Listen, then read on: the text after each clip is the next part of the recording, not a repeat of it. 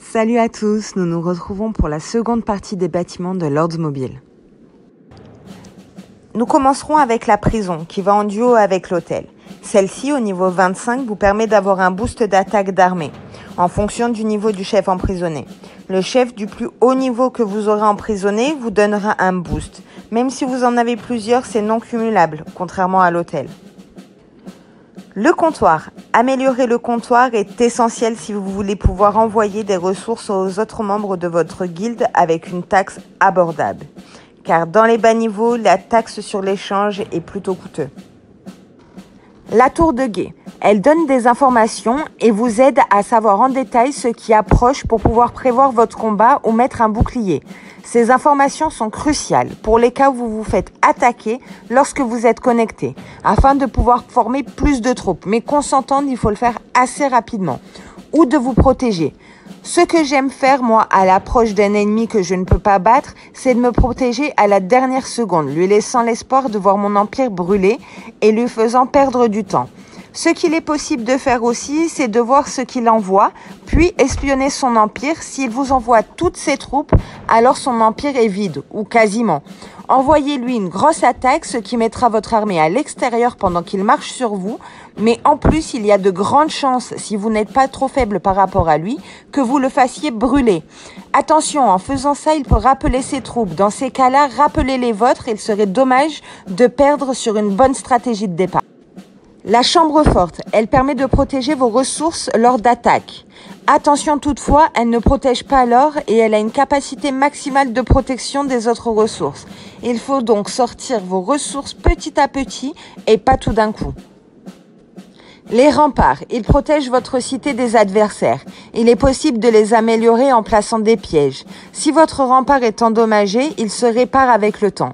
Néanmoins, cela vous rend vulnérable quelque temps. Il est donc conseillé de l'améliorer pour augmenter son efficacité et sa capacité de régénération. Le labyrinthe, il se débloque à la dernière escarmouche. Vous pourrez enlever des PV aux monstres à l'aide d'étoiles sacrées. Chaque jour, il y aura la possibilité d'avoir une attaque gratuite, puis il faudra pour les autres utiliser les étoiles sacrées.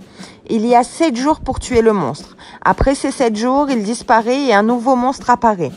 Pour les plus chanceux, il se peut que vous rencontriez un gardien qui peut donner des centaines de milliers, voire des millions de gemmes s'il est battu. Une attaque enlève environ 10% de PV de monstre, qui lui en a au départ 100%. Si le gardien est battu, alors c'est le jackpot, ce qui correspondra à la somme qui est en bas à droite de votre écran quand vous êtes dans le labyrinthe. Un conseil, économisez vos étoiles et attaquez quand vous en avez des milliers, cela donne plus de chances de gagner. Le Colisée, il est débloqué au niveau 10 de votre château. Il vous offre un moyen de générer des gains de gemmes. En gros, c'est un combat de 5 contre 5 avec des héros les plus forts et de manière stratégique pour monter dans les rangs et ainsi faire une bonne collecte journalière de gemmes. Le navire de charge, quant à lui, permet d'échanger des ressources. Par exemple, si vous avez besoin de minéral, vous pourrez échanger une ressource contre une autre. Ou pour acquérir des accélérateurs et donc charger votre sac. Attention, n'échangez jamais contre de l'or. Comme je l'ai déjà dit précédemment, l'or est une ressource sans équivalent et dont vous aurez besoin pour les recherches militaires, entre autres. Le laboratoire vous permettra de transformer vos essences gagnées en cadeaux. Vous pourrez y stocker jusqu'à 3 essences. Vous ne pourrez toutefois en transmuter qu'une à la fois. Vous pourrez en supprimer contre de l'or afin de pouvoir en gagner de plus intéressantes. Et vous pourrez réduire le temps de transmutation dans vos recherches, dans commandement militaire. Attention, si vous attaquez un sombre nid et que vous en rapportez 3, alors que votre labo a déjà 3 essences, vous perdrez les essences gagnées.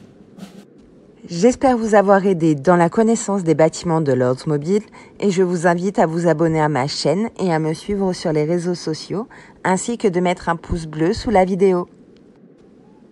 À bientôt! Swift Games.